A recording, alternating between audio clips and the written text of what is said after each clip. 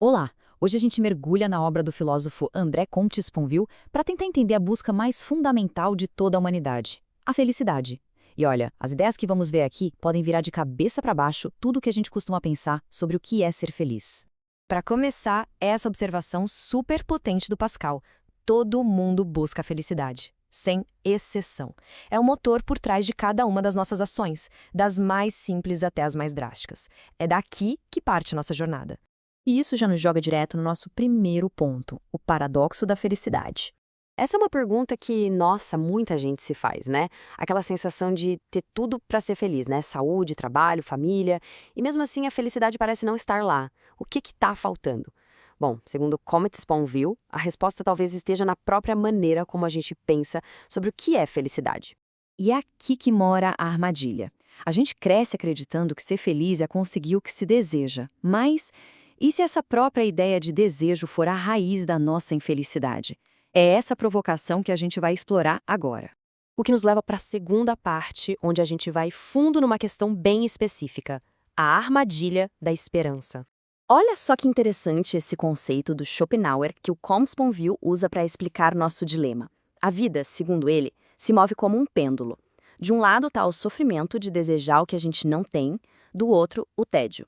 O tédio de ter aquilo que a gente já não deseja mais, justamente porque o desejo morre no momento em que é satisfeito. E aí a gente entra num ciclo vicioso. A esperança mantém nosso foco sempre lá na frente, num futuro onde a felicidade supostamente está. Ah, eu vou ser feliz quando conseguir aquilo. Só que isso impede a gente de viver a felicidade num único momento em que ela de fato pode existir, o agora. E o Pascal resume isso de um jeito perfeito. A gente nunca vive, mas espera viver.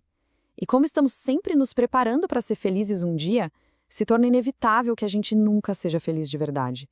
A esperança de viver acaba impedindo a gente de simplesmente viver. É um ponto fundamental. Vamos então para a origem filosófica dessa armadilha toda.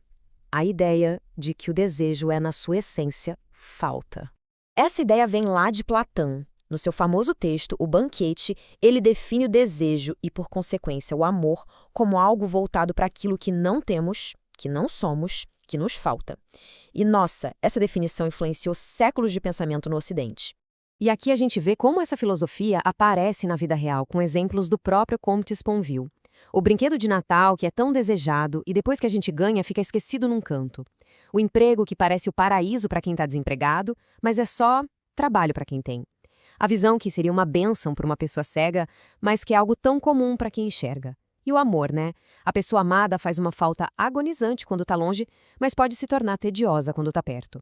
E é aqui que a gente chega num ponto de virada. E se o problema não for os nossos desejos, mas a própria ideia de que desejar é sentir falta?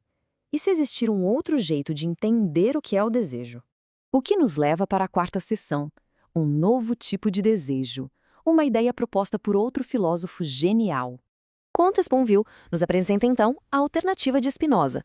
Para ele, o desejo não é falta, é potência. É uma força que nos move para agir e sentir alegria. É o oposto da visão de Platão, que viu o desejo como um buraco, um sofrimento a ser preenchido. É uma mudança de perspectiva radical. E a partir daí, Spinoza redefine o amor. Não é mais sobre querer possuir o que falta, mas sim uma alegria acompanhada pela ideia de uma causa externa. Em outras palavras, é a alegria que a gente sente pela simples existência de alguma coisa ou de alguém.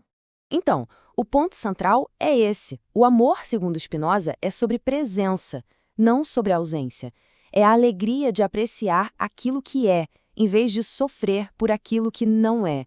É amar o que se tem, o que se faz, o que se vive, agora. E isso nos leva à nossa conclusão, talvez a ideia mais surpreendente de todas, a felicidade sem esperança. Quando a gente ouve a palavra desespero, logo pensa em tristeza, né? Mas calma, Comte Sponville a usa no seu sentido original, desesperança, ou seja, a ausência literal de esperança. E não é um estado negativo, é na verdade um estado de libertação daquele pêndulo entre o sofrimento e o tédio.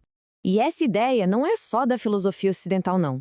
Esse trecho poderosíssimo do Mahabharata, um texto sagrado indiano, diz a mesma coisa. A esperança pode ser uma tortura, e se libertar dela é a verdadeira felicidade. Então, como a gente chega lá? O Comitê Sponville propõe uma conversão do desejo em 3 passos. Na teoria, acreditar menos e conhecer mais. Na prática, esperar menos e agir mais. E no campo dos afetos, que é o mais importante, esperar menos e amar mais.